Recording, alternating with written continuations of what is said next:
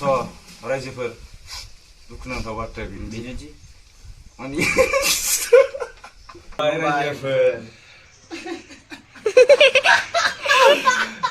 जागायजेनदो बयखौबो जोंनि नैबे गोदानै दाजानाय फेक निउज एन्टारटेनमेन्टआव गोसो गोरबोनिफ्राय ज्रय खुलुमनायखौ बावहरग्रोबाय। दिनैहाय नोंथांमोननो जोङो मोननि फेक निउज एन्टारटेनमेन्टआव जोङो माखासे जोङो निउज लानानै फैदों। माने मोननैसो आपडेट निउजफोर लानानै फैदों। जों दा बेखौ नोंथांमोननि सिगाङाव बुंनानै फोरमायनो सानदों आरो निउजखौ आरोना। निउजखौहाय आरो माने बे गोदानै थिसनजानाय चेनेलखौहाय नोंथांमोना अननानै थाबैनो साबसक्राइब बुरजा खालामना होदो, शेयार खालामना होदो आरो मोजां मोनदोंबा गाव सिबना होदो, कमेन्ट खालामदो आरोबाव शेयार खालामनो दाबाव। माने जों दा मोननैसो नोंथांमोननि थाखाय मोननैसो निउज आपडेट लानानै फैदों। स' बे निउसआनो जाहैबाय दादा जों आवगायदिनि बे निउसखौ फरायगोन दिनै मिस्टार चन्द्रपारा गामिनि लाथाव बड' मियानि एन्टारटेनमेन्ट वाल आरोना। फेक निउसखौ बिथाङा जागायजेनसिगोन नाम्बार 1आव। दे होमबा जागायदो नोंथां निउसखौ।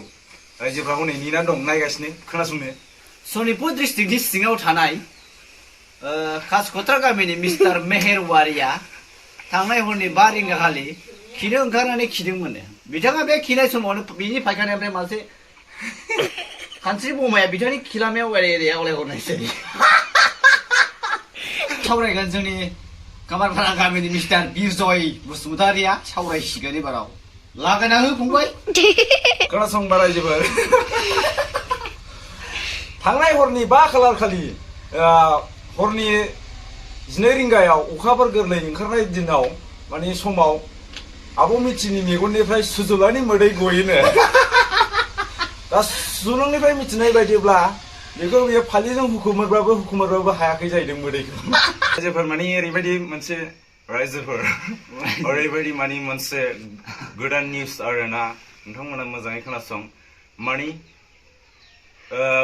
साहा साइडआव थानाय बिसमुरि गामिनि आइ टिफिंआ थांनाय 4 खालार खालि बे मासनिनो 4 खालार खालि रबिबार सानाव सानसेयावनो 500 रांनि जौ गोरान फाननानै गामियाव मुंदांखा जायो। दायोहाय बेहाय रायजोफोरा बिनि जौ फाननायखौ नुनानै बेनो सरबांसा बान्था होयो।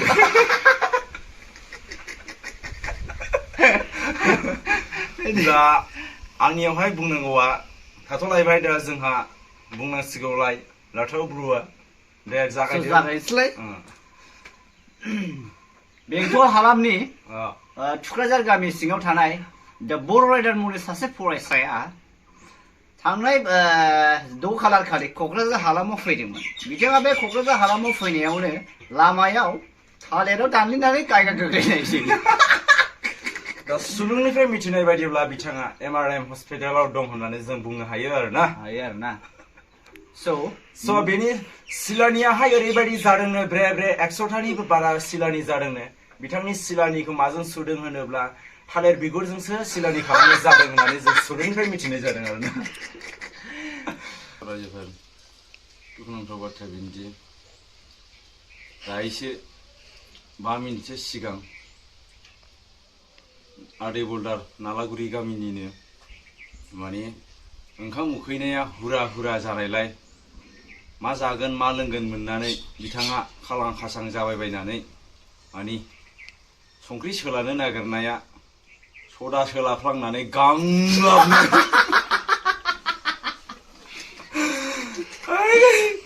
ओरैबायदि आं माने दाखालि खोनानो मोननाय बाथ्राया ओरैबायदि आरो गथ'नियाहाय माने जोंहाथ' आब' गेमस्रिया थार गोदान बायदों नालाय। सुलुंनिफ्राय दा मिथिनाय मोनोब्ला जोंहा आब' गेमस्रिया गावनि थारखौ लानानै माजबाद फारसे दावखोबोनायाव गुमै लावदोंखौ गामियाव गामसा गाननानै लोगो मोनदोंमोन। दा बेखौ गामसा गाननानै लोगो मोननायलाय गोजाननिफ्राय नुहुरखानानै आब' गेमस्रिया बिनि गामसाखौनो लांनायसै। माने गारिनि थांनाय स्पिडजोंनो माने ओरैबायदि स्पिड थांबाय आरो आब' गेमस्रिया माने गामसायानो गुबाय आरो। होमबा बे समावहाय खोनानाय बायदिब्ला माने गुमै लावदुमा सिङाव जेबो गानाखैमोनबो होननानै जों खोनानो मोनदों।